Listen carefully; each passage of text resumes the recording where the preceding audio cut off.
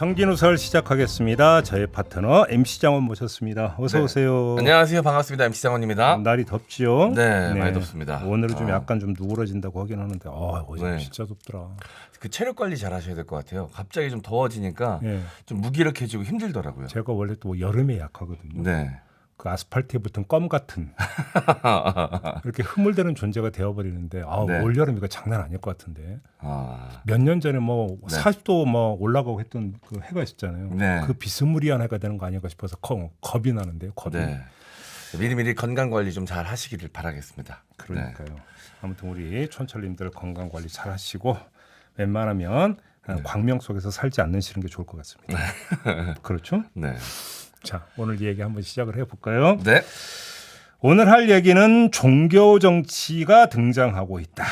종교 정치요. 이런 말씀을 드리고 싶은데 네. 뭐 천공 얘기하려고 꺼낸 건 아니고요. 네. 그런 아니, 얘기는 아니고. 네. 안 그래도 이분 요즘엔 좀 조용히 하셔서 갑자기 종교 정치에서 깜짝 놀랐습니다. 아니, 얼마 전에 서천 갔다잖아. 아, 네. 뭐 모시 축제 보러 갔다고 하던데. 네. 뭐 그분 얘기는 아니고. 네. 왜 이런 얘기를 하는지를 한번 좀 제가 좀 제가 풀어보도록 하겠습니다. 네. 세 개의 사안이 있습니다. 이 세 개의 사안에서 공통되게 지금 강변되는 게 하나가 있습니다. 그게 뭐냐면 무오류성이에요. 자, 바이든 날리면 논란이 있었습니다. 네. 이때 어떻게 대응했습니까? 정권에서 네. 윤석열 대통령 본인이 발언의 당사자다. 네. 따라서 그가 아니라면 아닌 거다. 네. 이렇게 어떤 거 네. 기억하십니까? 기억납니다. 그렇죠? 후쿠시마 오염수 문제가 불거졌습니다. 윤석열 대통령은 과학자들로 시찰단을 꾸렸고 과학자들이 아니라고 하니까 아닌 거다라고 정권은 이야기하고 있습니다. 네. 그렇죠? 네. 지금 그 현재 ING 진행형으로 그러니까 이고 있는 뭐 갑자기 이제 네이밍을 했다고요. 공정수능이라고 네. 하는 네이밍을 했던데 이른바 공정수능 논란과 관련해서 윤석열 대통령은 해박한 대입자도 전문가다. 그래서 그가 아니라면 아닌 거다라고 네. 얘기하잖아요. 수사를 많이 해봐서 아신다고. 그러니까요. 네. 박대출 정책위 의장께서 국민의힘에 네. 이렇게 말씀을 하셨습니다. 아니라면 아닌 거라는 거잖아요. 네. 그렇죠. 자, 그런데 이렇게 무오류성이잖아요. 오류를 범할 수가 없는 분이에요, 이분은. 네. 그리고 오류를 범하지 않고 있어요. 음. 근데 이렇게 선언되어 버리는 순간에 어떻게 되느냐? 그분은 신적인 존재가 되죠. 아. 그리고 그분의 견해는 뭐가 됩니까? 교리가 돼 버립니다. 왜? 그분은 진리의 담지자이시기 때문에. 그러니까 종교 정치의 등장이라고 하는 거죠. 아. 자, 이렇게 되어버리면 토론이 전개되어야 될 광장은 믿음의 교당이 되어버립니다. 한마디로 국정은 신정의 수준으로 격상하게 되는 거죠. 응? 왜? 무오류성은 진리의 다른 이름이니까. 네. 무오류성이라고 하는 것은 진리의 다름이거든요. 다른 이름이거든요. 네. 그러니까 그러면 진리의 담지자는 신 말고 누가 있습니까? 이렇게 봐야 되겠죠. 네. 약간 MSG는 좀 친 얘기긴 합니다. 네. 뭐 근데 이렇게 볼 수밖에 없잖아요. 네. 네. 네. 인정? 네. 인정합니다. 그렇죠. 인간이라면 누구나 다 실수를 하고 오류를 범할 수 있으니까요. 근데 오류가 없대잖아요. 네. 무오류의 존재시잖아요. 네. 그래서 드리는 인간은 말- 불가능하죠. 자, 아무튼 이렇게 지금 흐름이 이렇게 가고 있어요. 문제는 그 다음이에요. 제가 말씀드리고 싶은 게 이거예요. 아니 살다 보면 저 잘난 줄 알고 사는 사람은 수두룩 뻑뻑해요. 네. 아마 이 방송 보고 계신 어떤 분은 김종배 보고 너 혼자 잘났다 이 자식아 이런 얘기 할 분도 계실 거예요. 왜 이렇게 은근한 눈길로 쳐다봐? 네. 아니 제가 언제 들켰나 싶어가지고. 이씨. 아니 그리고 공개적으로 얘기한 적은 없는데. 세상을 살다 보면 네. 자기 동굴에 갇혀 사는 사람들 많아요. 그렇죠. 네. 자기 잘난 맛에 사는 사람들 많습니다. 그렇죠. 네. 내가 하는 생각은 다 옳고 내가 하는 말은 다 옳다고 생각하는 사람 많아요. 네. 그러니까 여기에 저는 특별한 의미 부여하고 싶은 생각은 솔직히 없어요. 많아요 그런 사람. 뭐 그럴 네. 수도 있다고 생각을 해요. 또 그렇지 않으면 살기 힘든 세상이기도 하고. 음. 문제는 그 다음에 핵심은 이건데 네. 여기서부터가 사실은 오늘 제가 하고 싶은 얘기의 핵심인데 그 다음이 문제라는 거예요. 무오류의 맞은편에 있는 주체와 견해를 어떻게 하냐면 죄악시한다라는 거예요. 네. 이게 문제예요. 어떤 반론도 제시할 수 없다. 그래서 어떻게 하냐면 맞은편에 있는 사람들을 어떻게 하냐면 징치하고 나는 거죠. 징계하고 처벌하고. 자, 바이든 날리면 볼까요? MBC 어떻게 했습니까? MBC 보도를 가짜 뉴스로 규정을 했고 네. 소송 내고 전용기 탑승 배제하고 이런 조치 내렸잖아요. 네. 징치하지 않았습니까? 오염수 문제 한번 볼까요? 오염수 우려를 뭐라고 규정하고 있습니까? 괴담으로 규정하고 네. 있습니다. 그래서 총리가 나서서 뭐라고 했습니까? 수사 가능성을 언급을 했습니다. 네. 자, 이른바 공정수능. 네. 말은 참 잘 붙였네. 하여간 공정수능. 뭘로 보고 있는가? 학명으로 본 거잖아요. 네. 그래서 어떻게 됩니까? 국장을 대기발령 경질해버리고 네. 자, 교육부는 감찰하고 평가원은 감사한다는 거 아닙니까? 네. 전부 다 뭐냐면 그래 네 생각이 그런 건 알겠어. 그러니까 존중을 하는데 난 아니라고 생각해 수준이 아니라 왜 그따위로 해. 가만 안 두겠어. 지금 이렇게 가고 있는 거잖아요. 네. 이게. 이렇게 지금 질주하고 있는 거잖아요. 이게 그러면 종교에서 나타나는 이단을 대하는 태도고 뭐가 다른 겁니까? 그렇죠. 응? 무조건 배척하고 다른 말을 할 수 없게 만드는 것. 그렇게 생각이 아니, 듭니다. 세계의 역사가 보여주는 이 종교를 하면 우리가 흔히 관용을 이야기를 하지만 종교처럼 비타협적인 면모를 보인 게 없어요. 그렇죠. 네. 가차없는 어떤 징치, 특히 이단이라고 규정한 것에 대한 그거 뭐가 다른 건데 이게. 네. 그래서 드리는 말씀이에요. 이렇게 질주를 하는데 네. 이렇게 질주를 하고 나면 그럼 어디에 가서 닿느냐? 종착점이 어디냐? 이게 문제인데 그것은 결국은 자기 부정이다. 윤석열 대통령이 제1의 가치로 내세우는 게 뭡니까? 자유잖아요. 네. 자유. 그 좋은 자유. 자유의 부정으로 귀결될 수밖에 없다. 이게. 왜 이런 말씀을 드리느냐? 자유하면 시족격인 사람이 누굽니까? 존 스튜어트 밀이에요. 네. 존 스튜어트 밀이 자유론이라고 하는 책을 썼어요. 네. 이 원조 시조인 존 스튜어트 밀의 한 대목을 제가 지금부터 전해드릴 테니까 일단 좀 잠깐 들어주세요. 네. 인간의 자유가 절대적으로 보장되어야 하는 고유한 영역. 첫 번째는 의식이라는 내면의 영역이다. 거기에는 가장 포괄적인 의미에서의 양심의 자유, 사상과 감정의 자유, 실천적이거나 사변적이거나 과학적이거나 도덕적이거나 신학적인 모든 주제에 대해 자신만의 의견과 정설을 가질 절대적인 자유가 속한다. 의견을 표현하고 출판하는 자유는 한 개인의 행위 중에서 다른 사람들과 관련된 부분에 속하기 때문에 다른 원리 아래 놓여 있는 것으로 보일 수 있다. 하지만 그런 자유는 거의 사상의 자유만큼이나 중요하고 대체로 동일한 이유들에 의거해 있다는 점에서 실제적으로 사상의 자유와 분리하는 것은 불가능하다. 자, 네. 밀은 분명히 밝히고 있어요. 자, 자신만의 의견과 정설을 가질 절대적 자유. 이건 모든 주제에 해당한다고 분명히 밝히고 있어요. 네. 조금 전에 들으셨죠. 심지어 과학적인 주제까지도 절대적 자유가 보장돼야 한다고 지금 밝히고 있어요. 근데 따지고 보면 이건 너무나 당연한 얘기예요. 이거 우리 학교 다닐 때 배운 거예요. 과학은 어떻게 됩니까? 가설을 세우고 네. 그 가설에 따라서 실험을 하고 검증을 하고 그래서 가설을 정설로 전환시키면 근데 정설이 절대적 진리가 되는 것이 아니라 비판의 자유를 허용을 함으로써 좀 더 또 한 단계 나아갈 수 있게 네. 열린 자세로 어떤가 임한다. 이게 우리 학교 때 다 배운 거잖아요. 네. 과학하는 태도잖아요. 그러니까 언제나 오류의 가능성을 인정하고 그렇기 때문에 비판의 자유를 보장하는 거잖아요. 정리하면 과학의 발전 동력은 비판의 자유에 있어요. 네. 과학에서 이렇게 해요. 네. 전문가 얘기도 요즘 많이 하는데 전문가도 마찬가지죠. 전문가는 특정 영역의 문제에 대해서 충분한 지식을 갖고 과학적 탐구를 하는 사람. 이렇게 뭔가 규정을 할 수가 있는데 따라서 전문가의 태도는 비판의 자유에 대한 존중, 즉 개방적인 태도를 갖고 있어요. 네. 이 지점에서 새겨야 들어야 될 말. 과학의 본성이 이래요. 비판의 자유를 숙명으로 안고 살아가는 것이 과학이어야 돼요. 네. 근데 과학이 오만해지면 뭐가 된다고 그래요? 종교가 된다고 그래요. 만고의 진리. 네. 새겨야 들어야 할 말이 바로 그거예요. 과학이 오만해지면 종교가 된다. 응? 그러면 한번 봅시다. 지금 후쿠시마 오염수를 두고 과학을 이야기하잖아요. 네. 우리는 과학적으로 이야기를 하고 있는데 너희는 괴담을 퍼뜨리고 있다. 그렇죠. 네. 그러면 과학이기 때문에 다른 이론의 여지는 없다라고 못 박아버리고 철책치고 지금 접근하고 있는 거잖아요.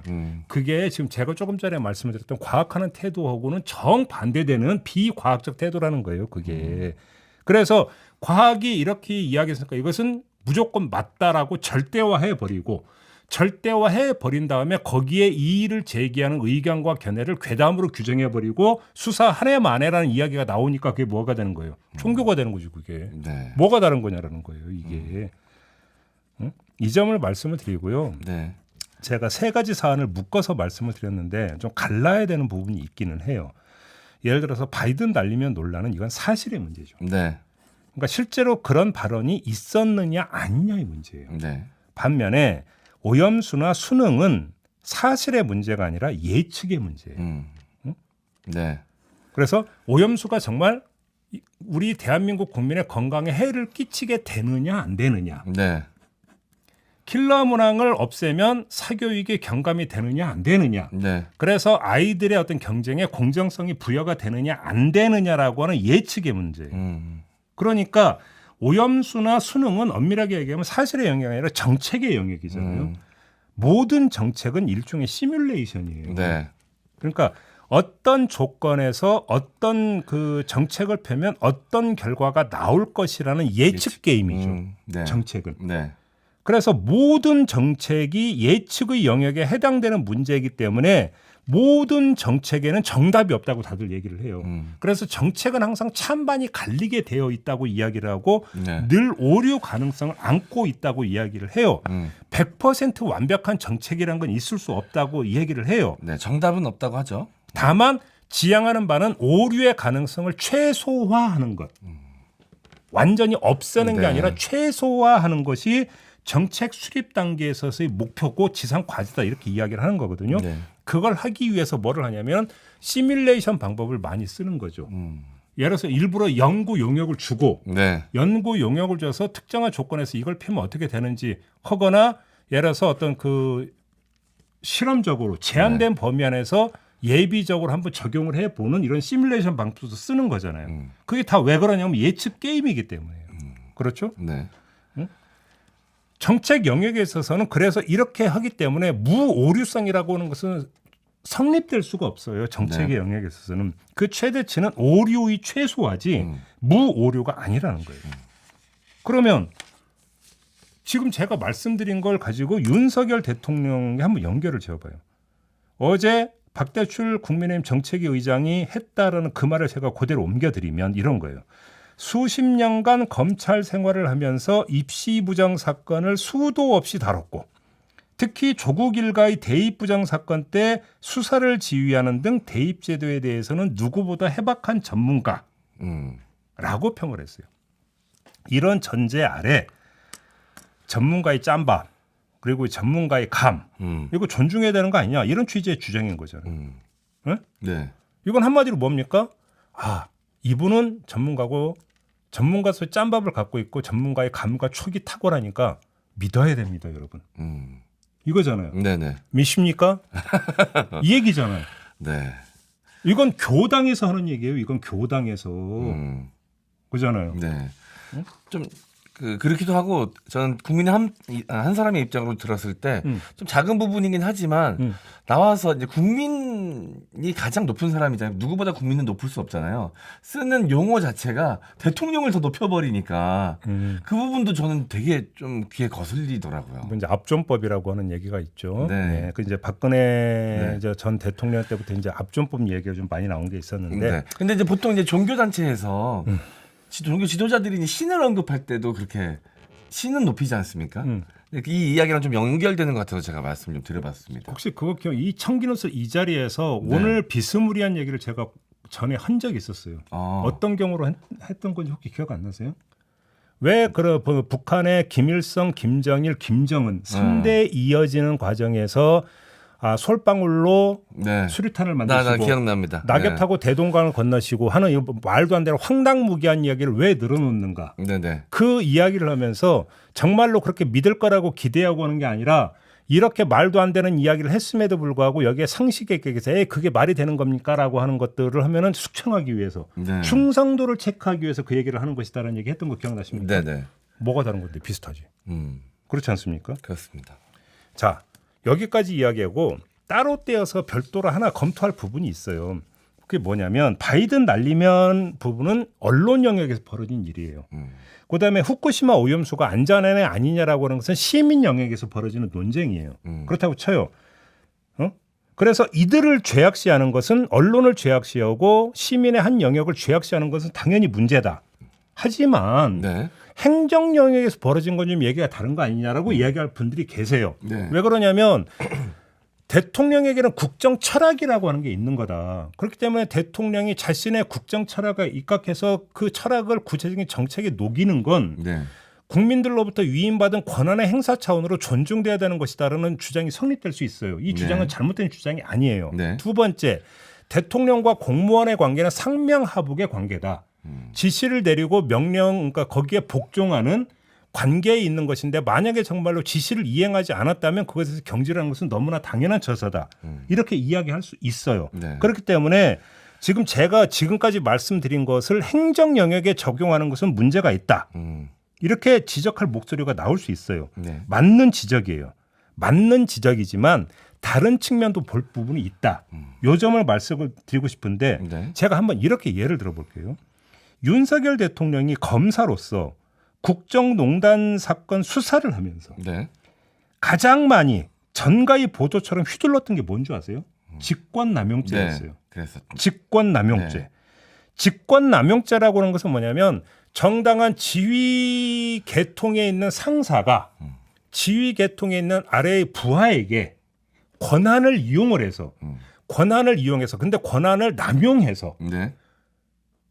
부당한 지시를 함으로써 부하가 정당한 권리 행사를 하는 것을 방해했을 때 성립되는 게 직권남용죄예요. 그러니까 직권남용죄라는 것은 지휘 계통 안에서 벌어지는 일이에요. 일단 네. 기본 전제가. 그러면 직권남용죄의 바탕에는 부하 공무원의 의견의 자유라고 하는 것들을 전제한 거예요. 왜 그러냐면 직권남용이 성립되기 위해서는 상사와 부하 간의 견해가 달랐다는 걸 전제해야만 돼요. 네. 그렇죠. 네, 맞습니다. 부하는 상사의 지시 내용과는 다른 견해를 가지고 있음에도 불구하고 상사가 권한을 남용해서 찍어 누르듯이 지시를 했기 때문에 어쩔 수 없이 일을 수행했다가 돼버리는 거가 직권남용죄니까 네. 부하의 의견의 자유가 바탕에 깔려 있는 거예요. 직권남용죄에는. 네. 또 반대로 상사의 오류 가능성을 깔고 있는 죄목이게 돼요. 네. 그렇죠. 응? 그럼에도 불구하고 직권남용죄에 대해서 그 누구보다 가장 잘 아는 사람이 윤석열 대통령인데 왜 이렇게 밀어붙일까? 이 점도 사실은 마저 살펴야 되는 부분이 있다라는 거죠. 네. 지금 이 얘기를 오해해서 들으시면 안 돼요. 지금 윤석열 대통령이 직권남용죄를 저지르고 있다라고까지 제가 그렇게 좀 무서워서 그렇게 얘기 못해요. 네. 그런 얘기를 하는 거 아니에요. 다만 네. 그 교육과정 평가와 설치 근거가 되는 모법에 보면은 연구의 독립성과 자율성이라고 하는 조항이 있어요. 네. 그러면 지금 이런 어떤 공정수능 지시가 연구의 독립성과 자율성을 침해하는 것이냐 아니냐라고는 법적 논쟁은 벌어질 수 있지만 그럼에도 불구하고 제가 직권남용죄에 걸릴 수 있습니다라고 저거 간이 저는 작아서 그런 얘기 못해요. 네. 그런 얘기하는 게 아니고 네. 무슨 이야기를 하는 거냐면 자, 상사와 그 부하 사이에 있어서도 의견의 자유가 어떻게 존중돼야 되는가라고 하는 문제라고 하는 것은 기본적으로 깔고 있는데 너무 네. 죄악시한다. 그 얘기를 하는 거예요. 너무 네. 죄악시한다. 이해됩니다. 이해되죠? 네. 그럼에도 불구하고 그러면 윤석열 대통령 왜 이렇게 밀어붙일까? 무오류의 존재에는 권한의 남용이라는 건 있을 수가 없어요. 왜 그러냐면 무오류의 존재에게는 권한의 남용이라고 하는 것은 결국은 선지자적인 외로운 결단이기 때문에 네. 그리고 그 결단의 결과는 항상 선의 구현으로 나타나기 때문에 네. 권한의 남용이라고 하는 것은 성립될 여지가 없어요. 이해되십니까? 이해됩니다. 무오류의 존재이기 때문에 그렇게 생각을 한다면 이해 못할 것도 없다. 이렇게 봐야 되는 것이죠. 알겠습니다. 그 많은 분들께서 또 의견을 댓글로 남겨주셨는데요. 우리 용수정님께서 보내주셨습니다. 영수정님이신가요? 네. 우린 신을 투표로 뽑은 적이 없는데 신을 뽑는 인간? 네. 자, 학회님, 내가 해봐서 아는 데가 아니라 내가 수사해봐서 아는 데인. 자, 내가 해봐서 아는 데는 이제 MB 전 대통령. 근데 네. 저는 이게 전혀 그 박대출 정책위원장의 발언이 네. 새롭지가 않은 게 윤석열 대통령 본인이 그 대선 과정에서 아마 경선 토론 때였던 걸로 제가 기억을 하는데 네. 그때 유승민 후보가 아마 결혼해서 그 얘기를 했을 거예요. 경제 이야기 나오니까 네. 검사 경제 잘합니다. 왜냐면 경제 수사 많이 하거든요. 네. 이런 취지로 발언한 적이 있었거든요. 네. 똑같아요. 아. 다만 경제냐 네. 교육이냐 요거 영역만 달라졌을 뿐이지 네. 윤석열 당시 후보가 자기 입으로 그 얘기를 한 적이 있어요. 어. 그러면 기자는 무불통지의 존재가 되죠. 기자들은 왜? 보통 기자는 정치부, 경제부, 사회부, 문화부, 체육부 다 거치거든요. 모든 분야를 다 망라하죠. 네. 내가 취재해봐서 아는 데는 다 모르는 게 없을 수 없네요. 무불통지 모르는 게 없는 거죠. 다 네. 아는 거 존재가 되죠. 있을 수 없네요. 네. 모르는 게. 네. 그 윤석열 대통령이 그 대통령 되기 전에 총장 시절에도 비슷한 발언을 많이 했었거든요. 그 조국 전 장관 관련 수사할 때도 사모펀드 내가 수사해봐서 많이 하는데. 그렇죠. 그때도 그 말씀했던 거 저 기억납니다. 근데 재판 결과는 사모펀드는 사라지고 입시 문제만. 아니 근데 박대표 장관이 조국 수사를 하면서라고 했는데 그게 킬러문하고 뭔 상관이 있어요? 상관없죠. 응?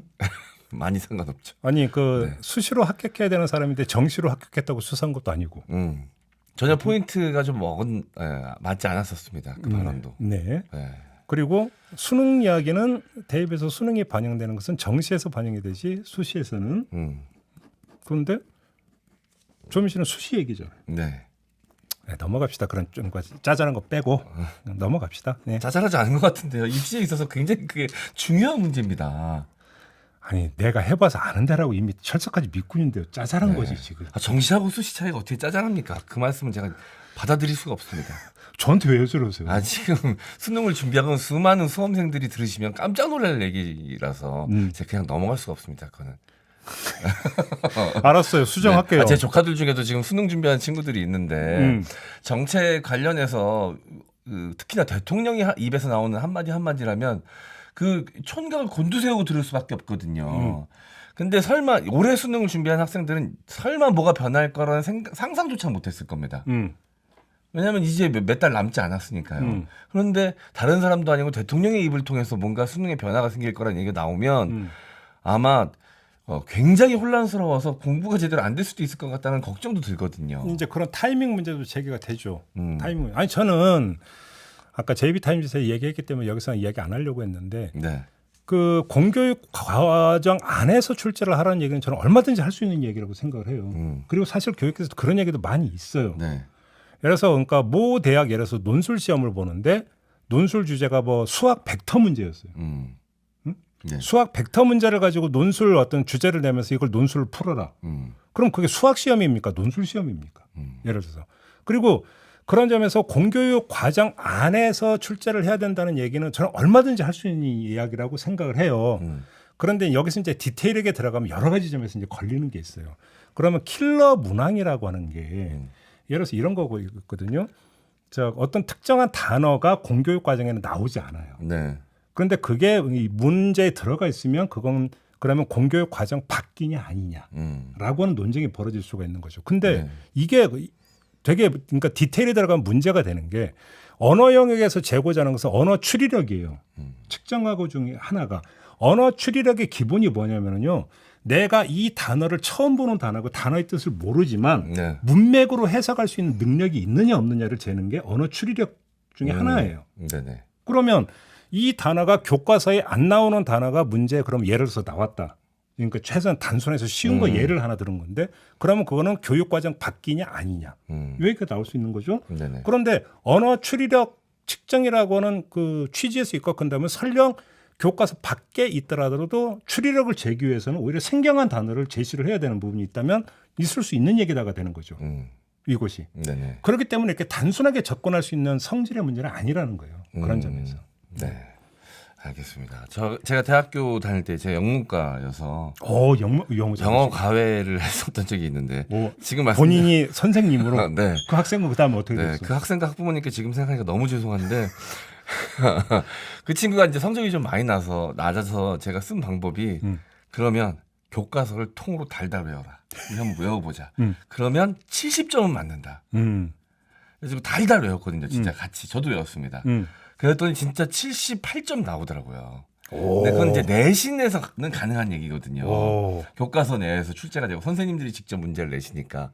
근데 수능은 그런 차원이 아니, 어떻게 보면 그 교과서에서 배운 걸 통해서 응용해가지고 풀어야 되는 문제들이 기본이기 때문에 그 교과서 아니라는 표현 자체가 굉장히 그 객관적으로 규정 짓기가 좀 어려운 문제지 않습니까? 아니, 그리고 그래서 킬러 문항이 없어지면 사교육이 줄어들 거라는 것도 되게 단순한 발상이죠. 아니, 예를 들어서 그러면 학교 앞에 동네 학원들이 성업하는 이유가 뭐냐면 내신 대비 때문에 그런 거예요. 내신 대비 때문에. 네. 그러면 지금 수능의 킬러 문항을 문제가 삼고 있는데 그러면 내신에서는 그 학교의 기출 문제 이제 열심히 이제 그 모아가지고 족보 만들고 네. 그래서 학생들한테 나눠주고 그래서 학교 시험 잘 보게 하는 건데 그럼 그건 사교육이 아닙니까? 그러면? 네. 그러면 그게 아주 그러니까 좀 그 거친 비유지만 그럼 수능 킬러 문항과는 일정한 거리가 있는 거잖아요. 네. 그럼 그 사교육은 뭔데요? 네? 특히나 교육시장 같은 경우는 뭐 하나를 좀 규제하면 다른 곳에서 꼭 터지더라고요. 풍선 효과라 그러죠. 수능이 변별력이 없어지면 다른 무언가로 반드시 또 그 변별력을 가지려고 노력을 할 겁니다. 아마 그게 뭐 논술이 될 수도 있고 그쪽으로 또 사교육 시장은 몰리게 되어 있을 것 같다는 생각이 좀 듭니다. 이제 교육 얘기로 넘어가면 얘기가 끝이 없어요. 끝이 없죠. 네. 그러니까 그래서 그 킬러 문항이 없으면 변별력을 기하기 어렵다라는 반대 논리도 제가 볼 때는 좀 문제가 있는 논리예요. 따지고 보면 네네. 왜 그러냐면 변별력이라고 하는 것은 동일한 어떤 선생님으로부터 동일한 내용을 교육을 받은 학생들 사이에서 나타나는 차이여야 돼요. 변별력이라고 하는 것은. 네.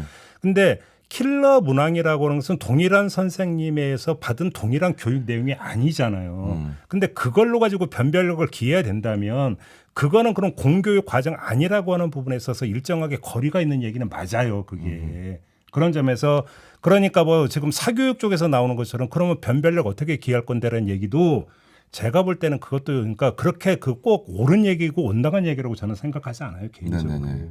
그런 점에서. 근데 이런 얘기는 저는 웬만하면 안 하고 싶은 게 네. 끝이 없어요. 네. 그 얘기 시작하면 네. 사실 그리고 오래된 얘기예요.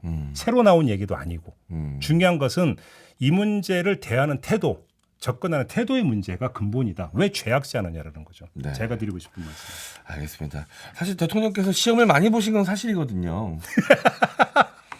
근데 경험이 좀 축적이 많이 돼 시험에 대해서는 어떻게 보면 자신감이 좀 있으실 수도 있을 것 같아요. 시험 많이 보셨잖아요. 안 무서워? 아니 그건 팩트잖아요. 왜 그 이상하게 몰아가세요? 목소리가 약간 낮아지는. 아니 시험을 많이 봐보셨으니까 수험생들의 마음이나 네. 이런 거는 좀 더 이해하신다고 본인이 생각하실 수 있죠. 네. 근데 이제 운전면허 시험장 가면 면허 시험 막 20번씩 보시는 분들 계시거든요. 근데 그분들이 있죠, 운전 있죠. 전문가는 아니거든요. 21번째 시험에서도 이상하게 운전하시거든요. 수사해봐서 안다는 건 말이 안 돼. 네. 굳이 거기 평해야 될 이유가 뭐가 있어요. 네. 그거에 대해서 아까 했잖아. 그럼 기자들은 다 무불통제한 존재들이라고. 네. 더 그런 얘기하고 말 것도 없는 거고요. 네. 이 정도로 합시다. 네. 오늘 고생하셨고. 네. 자, 청기노설 이렇게 마무리하고 물러가겠습니다. M정 고생하셨고요. 저와 네. 함께 물러갑니다. 고맙습니다. 감사합니다.